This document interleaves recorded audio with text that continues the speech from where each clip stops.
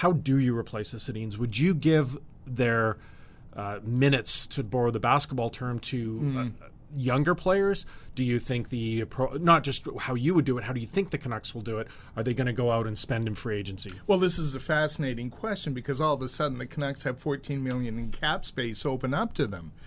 And they are just, the whole world is at their feet short of John Tavares. And even then, who knows? But it seemed to be just, again, reading the tea leaves from that end of the season presser with senior management, when Trevor Linden said, I expect we could be millions under the cap, that means they're probably going to be shopping at the lower end of the market. So I don't see Evander Kane. I don't see, I'm sorry, the kid from the Islanders whose name escapes me right now. There are probably about 4 or 5 guys. John Carlson is another plum, a defenseman who would fit a lot of needs, but it just doesn't seem like they're going that way. So in answer to your question, who do they to me, Adam Gaudette has to be, if he proves, and he looked like a player to me. I know he didn't get any points in the 5 games he played, but he wasn't overwhelmed, and he was certainly competitive. To me, you've got to slot him into one of the center spots next year. I think Petterssen has to prove he can't play. I don't think he has to prove he can play. Yeah. I think he goes into the lineup next year. Juolevi may be a little different just because of the position. We should really talk about the defense because that's a massive thing. But I'm let's plug it. I'm going to Utica to cover the first round playoff series, and I'm really excited about seeing a lot of these players, about where they are in their development and how it's going to translate when they're playing against men in a pretty good league. Well, that's the question.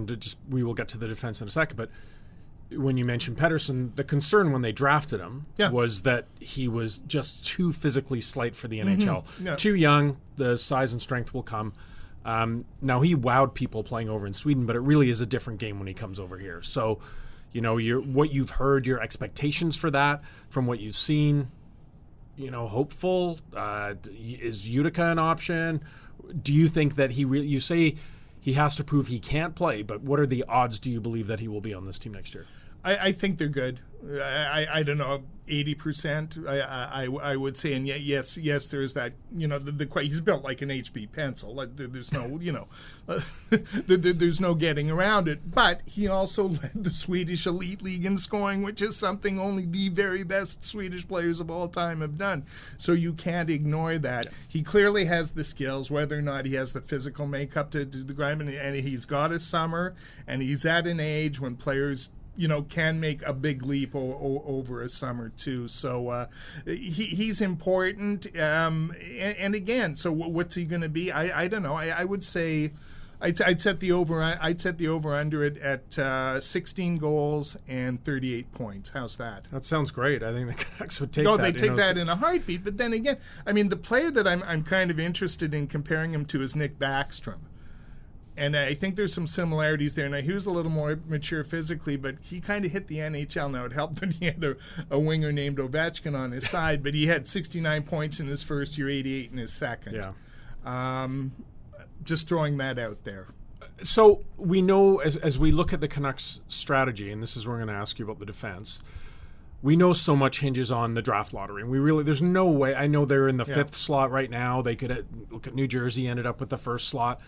Last year, I know Canuck fans have a sense of they're fatalistic about this and thinking, okay, that means we're picking 8th. Yeah. So where they land and what kind of player they get obviously impacts their decision for everything else going forward.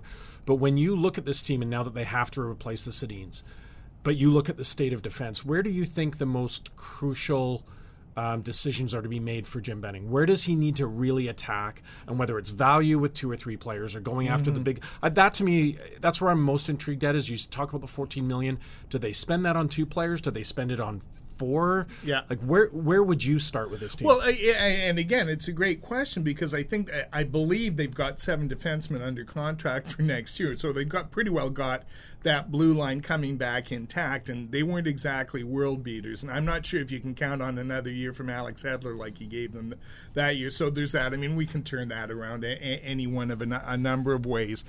There has to be, or there should be, a deal there of some description They've got simple law of supply and demands. They've got a surplus of young forwards who have pretty good market value.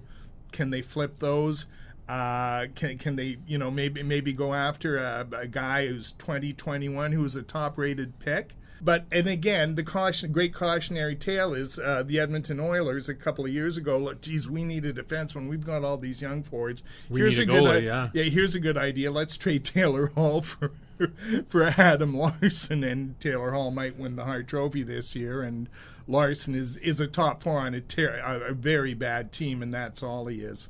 Well, and that's the intriguing thing, really, as we talk about where their draft and free agency strategy lies. Is it's so determined on where that wheel ends up, or which lottery ball comes out. Well, no, if they win this thing, when you look at the top end prospects, this whole conversation. If they win, if they come out of this with Rasmus Dahlin, like I said, in 2 years you can start ordering your playoff tickets, given everything else they have. The more realistically, they're looking at a group of 4 defensemen. If they're picking somewhere from 5 to 8, which is reasonable, they're looking at a group of 4 defensemen who all kind of offer different things. I think Noah Dobson, the kid from the Quebec League, is probably the highest rated, and the most intriguing is this Quinn Hughes kid who played at Michigan, who's kind of who's this year's Cale Makar. Small but crazy skills and can run a power play, and Benning has said a couple of times he's looking for a guy who can run a power play. Well, and this is the best case, worst case scenario for the Canucks. You talk about guys at the top end of the roster who, obviously or the top end of the prospects like Dahlin, we know that he's this generational talent, so to speak, in terms of the last few years. Certainly more than last year, where people look at Patrick and Herscher, good players, but not of that same ilk. And then there's that next tier that are, 3 or 4. You hear Brady Tkachuk is a name again, not a defenseman, but something that people feel the Canucks really need, having passed on Matthew, as we know how that turned out. So I think this is going to be down to, again, you talk about the Oilers getting rid of Hall. Is it best player available, or is it need? If they're in that 5th, 6th spot, and depending on who falls. Remember, they were really high on Dubois. No, I know, and I think this sets up well for the Canucks, because I think depending on where they are picking, they will take the best player, and it will fill a need. That's not necessarily a good thing. No, but Benning has said we're going to take the best player available. Yep. So if they end up so one we know is chalk. 2 to 4 is a group of 3 forwards who are all kind of elite talents, and then 5 to 8 are these group of defensemen. So as you say, it's like I don't think the Canucks can be choosy here.